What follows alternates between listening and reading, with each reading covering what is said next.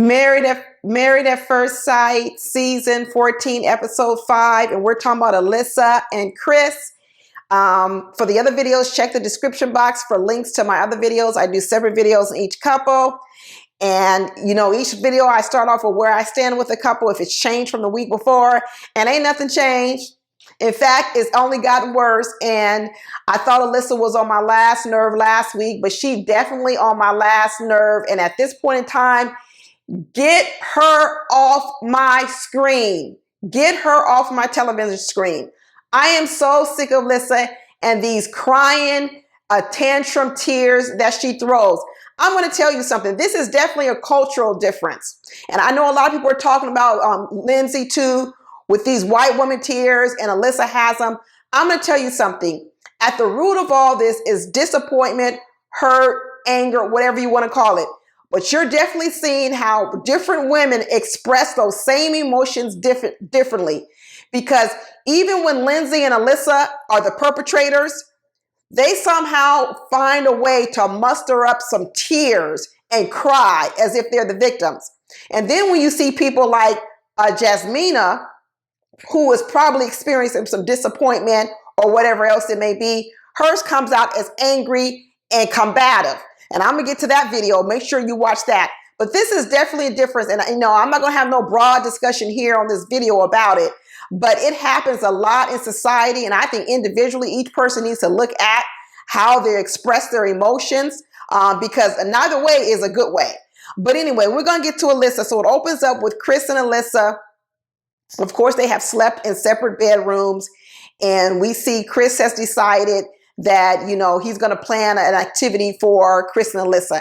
And one of the things he says right off the top is he says, I believe that Alyssa confuses disagreement with disrespect, because Alyssa's always calling Chris disrespectful. But what he's saying is actually disagreement. And you're right, Chris, but she's not confusing it. She knows exactly what she's doing, because that's the trait of a narcissist. So anyway, Chris plans this paddle boarding activity with Alyssa and hoping that it'll bring her out.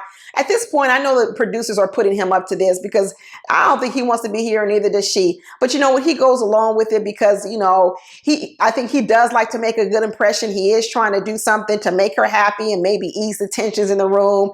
And, you know, he wasn't afraid to make himself look silly. He knew he didn't know how to paddleboard.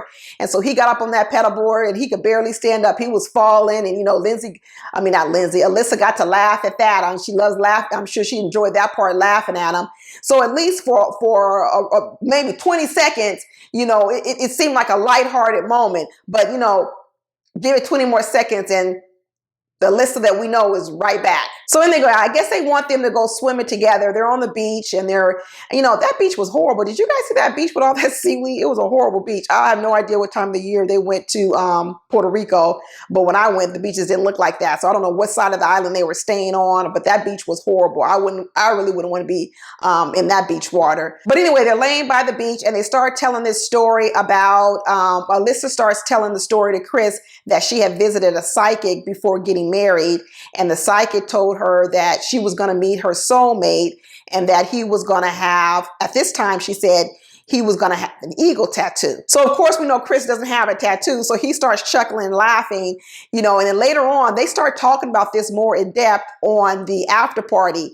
So the real story goes that Alyssa did go to a psychic, and actually the psychic said, you're going to meet a person, you're going to meet him, he's going to be your soulmate, but he's going to have a lion tattoo, not an eagle tattoo. So this is the original story. So Alyssa must have been going around telling everybody this story about the guy she was going to meet was going to have a lion tattoo. Well, they all find out later that the person who actually has the lion tattoo is Steve. So Steve reveals to everyone, these are the backstories, that he has a lion tattoo. Noi is so upset over it because Alyssa's basically almost trying to say that Steve might be her soulmate, and Noi is so upset she starts crying.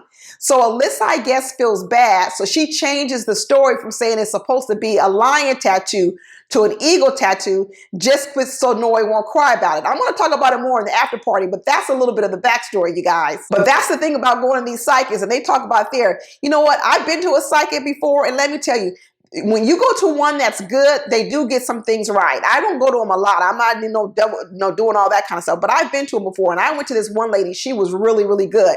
But one of the things about psychics is even when they have good abilities, they can't always be pinpoint accurate. Probably what that psychic did see was she did see Alyssa on this honeymoon. She probably did feel the energy of love. But the love the psychic felt was the love between Steve and Noy.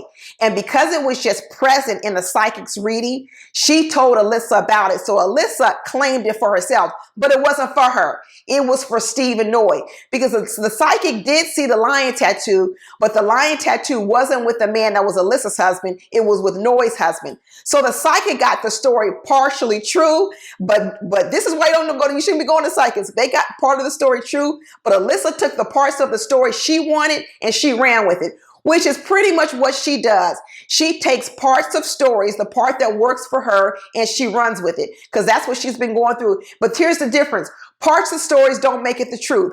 Just like that psychic told you that your soulmate was going to have a lion tattoo, that was part of the story, and it's not true, Alyssa. So anyway, Chris starts trying to plan another date for Alyssa.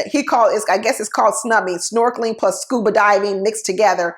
And Alyssa has a full-on meltdown tantrum, sitting down and eating. She's crying, talking about she doesn't want to go swim with him.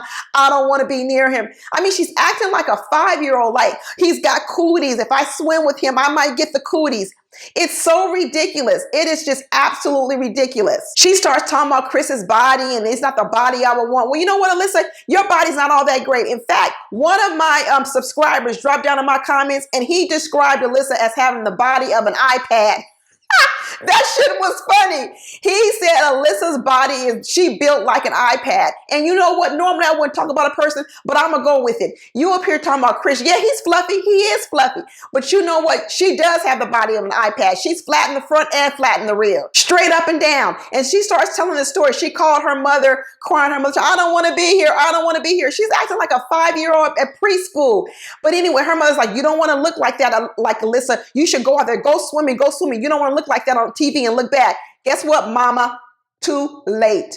Too late. She has been looking bad since the wedding. Now, we know that mama was trying to save her from the wedding, but you can't save her no more, mama. You can't save her. We know who Alyssa is, and you know what? We want her off our television screens.